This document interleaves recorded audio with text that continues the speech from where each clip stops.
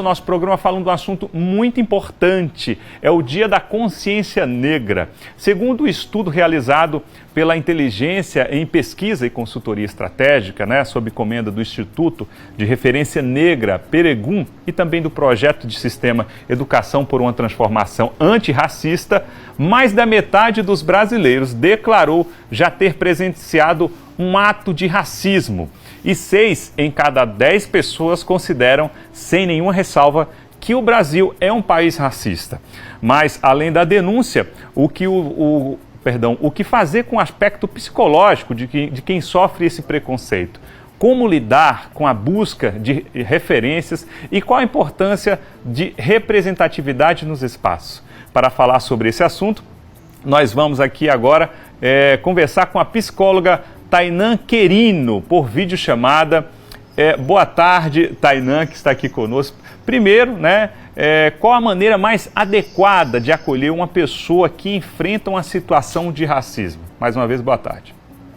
Boa tarde, Lohan, tudo bem? Tudo bem. Meu nome é Tainã Querino, como você falou.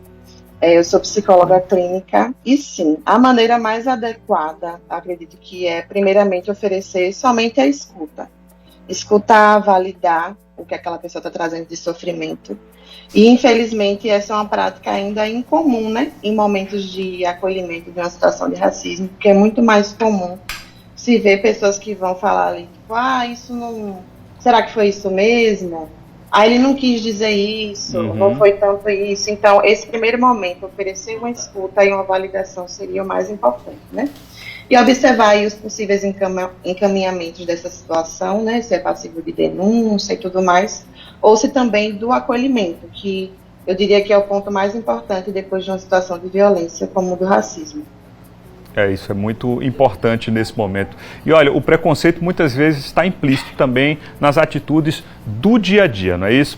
E Sim. Ele não é apenas verbalizar um xingamento ou ofensa. Sendo assim, eu queria saber, Tainã, como é possível distinguir essas ações, que uma parte das pessoas ainda não enxerga, porque está tudo ali muito implícito, Sim, verdade. Eu acredito que no caso de pessoas brancas, que estão aí em relação com pessoas pretas, em qualquer tipo de relação, cabe essa observância mesmo e a procura por conhecimento também. Porque até um tempo atrás ainda se ouvia muito esse discurso do eu não sabia e tal. Hoje, com a velocidade das informações e a quantidade de informações e a facilidade que a gente tem também de acessar informações a respeito do racismo, eu acho que não cabe mais, esse posicionamento do eu não sabia e tudo mais. Quando a pessoa é apontada ali, olha, você cometeu agora, essa fala sua foi um pouco racista. Acho que o observar e tentar mudar é mais importante do que o tentar justificar, que acaba sendo a primeira ação, de quando uma pessoa é acusada, mesmo que numa situação informal, de racismo. Se ali foi dito que você fez, acredite, Até porque estamos num país em que somos a maioria, e aí nessa pesquisa é interessante que as pessoas respondem que concordam que é um país racista, mas eu não, sempre há outro que é. E aí a pessoa não observa os próprios comportamentos que são racistas. No caso de pessoas pretas, eu não sei se é sobre distinguir esses comportamentos ou sobre validar. Porque a gente sabe que foi. A dificuldade é de acreditar que aquilo é verdade. A gente tende a, não, acho que não foi bem isso. Aí chega alguém que fala que não foi, aí você, não, isso não aconteceu não. Mas a dor já foi sentida, a dor ficou. Então é mais sobre validar, sobre identificar aquilo e dar vazão para aquilo do que de distinguir, porque a gente sabe muito bem que sofreu racismo. Tem um lado também nisso, Tainã? Acerca sobre as pessoas quando vai pedir o perdão. Se pede pelo Sim. que a pessoa provavelmente entendeu, mas não pela ofensa, Exatamente. Muitas vezes eu não quis passar essa impressão. Quem me conhece sabe que eu não sou. Mas aconteceu, E infelizmente hoje se observa que se dá uma visibilidade muito grande para esse tipo de comportamento e que acaba meio que acolhendo a pessoa branca ao invés da pessoa que sofreu racismo. Então é bem complicado. Eu queria saber também, Tainã, sobre a importância da psicoterapia como uma ferramenta aí de autocuidado, para as pessoas pretas. Sim. Perdão. Sim. Eu diria que é uma das grandes aliadas aí. Não é a única forma de se cuidar, que nós temos, porque a gente já vem sobrevivendo aí no decorrer dos séculos, tanto durante a escravização quanto após. E esse assunto do cuidado com a saúde mental, a gente pode considerar recente para a gente. Porque até hoje se escuta ainda que psicólogo é coisa de rico, é coisa de branco, que a gente não tem tempo para isso. Então, é importante destacar aqui que a psicoterapia é uma das ferramentas que ajuda a identificar, né, essas dores causadas pelos traumas, que muitas pessoas nem sabem, às vezes, que aquilo foi decorrente de racismo, mas sentem ali uma ansiedade, um humor mais deprimido, e às vezes não conseguem identificar o que está gerando aquilo. Mas às vezes trabalham em um ambiente que né, que está com muitas pessoas racistas, às vezes a própria família da pessoa tem comportamentos racistas. Então, a psicoterapia ajuda a identificar e dar encaminhamento, né, para essas dores que a gente sente. Bom, a gente falou sobre várias situações aqui acerca do racismo, mas as gerações de hoje estão cada vez aí mais buscando referências nas mais variadas áreas, né? E a representatividade nos espaços de destaque artístico, por exemplo, pode ajudar na sensação de pertencimento e uma identificação, por exemplo, de uma criança? Com certeza. Eu acredito que, assim, qualquer criança, né, ela geralmente aprende o que ela vê, né, ela reproduz, ela imita. Então, se é colocada ali para aquela criança, né, imagens, né, de pessoas da cor dela, que se parecem com ela, em uma posição, né, que é vista positivamente na sociedade, conquistando coisas, enfim, com uma visibilidade que eu chamaria de positiva, ela vai entender que é possível para ela que esteja naquele lugar, aquilo ali é comum, é normal ver pessoas daquela forma, daquela cor, vivendo aquele determinado espaço. Mas se as referências que são colocadas, né, nas novelas, nos desenhos, em várias situações, nas músicas, em várias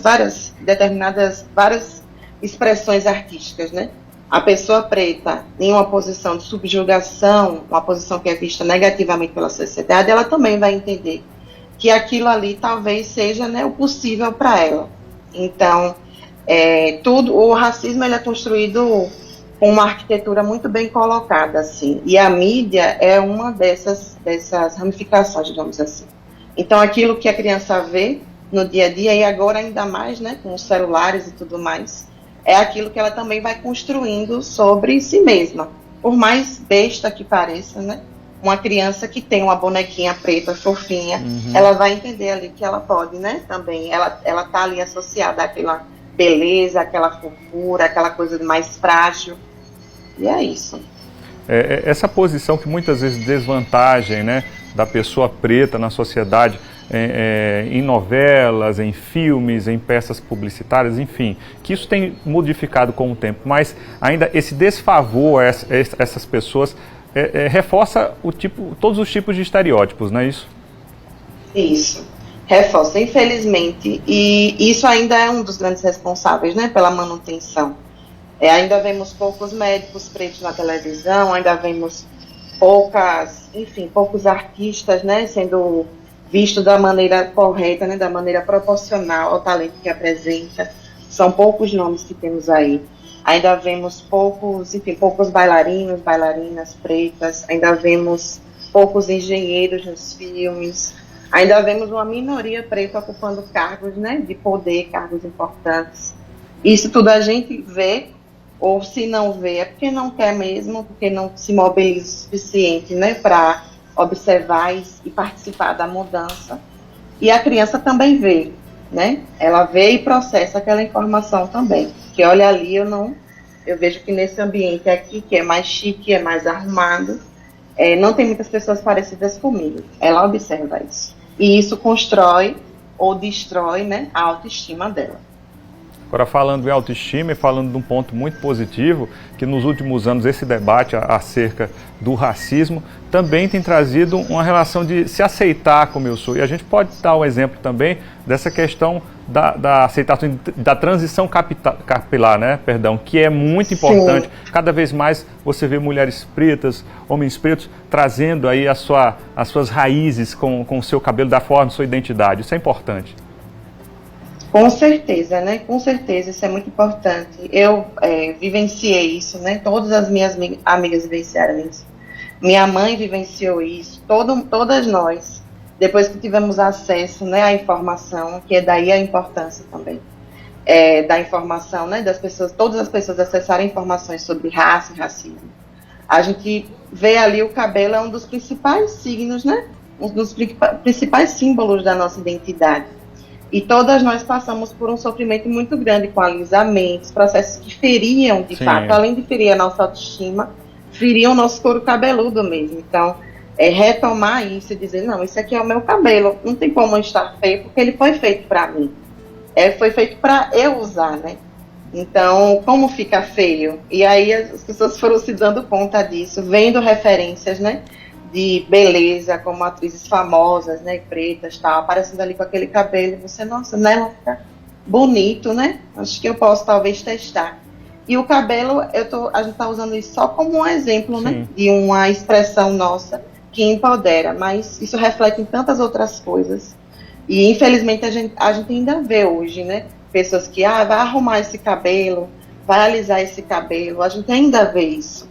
Mas ao mesmo tempo estão sendo cada vez mais comuns, né, cenas de pessoas com cabelo como o meu, que é de dread, ou black, ou até mesmo alisado, mas que ali se sentem bem de fato. Que também é possível, né? A pessoa pode ainda não querer ter o seu cabelo, e é interessante que em muitas situações tem algumas pessoas brancas que chamam a atenção, você deveria ter o seu cabelo natural, achando que ali não está sendo cometido também o racismo, quando está, porque a pessoa tem o direito de alisar ou não, o cabelo é dela, né? Não cabe a ninguém dar uma opinião baseada na raça que a pessoa pertence. Tainan, e para finalizar esse bate-papo tão importante num dia como esse, qual é a reflexão que você deixa aqui para todos os nossos telespectadores? Sim, acho que dos telespectadores eu vou puxar mais hoje, né, para o meu povo, que é o povo preto, dizendo que a gente se atente, né, se alerte a nós mesmos. Esse movimento é novo. Eu sei que muitos de nós pensam que é frescura, drama, né, observar-se, ver as dores, sentir as tristezas, mas não é. Isso é o que fizeram a gente pensar, né? Buscar o cuidado, buscar olhar para si, jamais vai ser uma vulnerabilidade, uma fraqueza, e é sim sinônimo de força. Então, tudo aquilo que foi dito que pra gente não precisa, né? Porque a gente aguenta, a gente é forte. Nós somos, sim, muito fortes. Mas também precisamos nos cuidar. Porque essa coisa de ficar chamando a gente de forte o tempo todo é mais uma tentativa de nos invisibilizar. A gente precisa estar atento e procurar, sim, ajuda, cuidado, porque isso é força. A gente já vem sobrevivendo há séculos, e agora está no momento também da gente continuar esses cuidados olhando mais para si. A psicoterapia é um desses cuidados. Então é isso, né? Que é mais um dia 20 de novembro. Alguns têm algum significado, para outros não. E está tudo bem. Está todo mundo sofrendo bastante, independente da posição social que ocupe. Está todo mundo sofrendo racismo. E agora é o momento da gente só se cuidar. Só isso.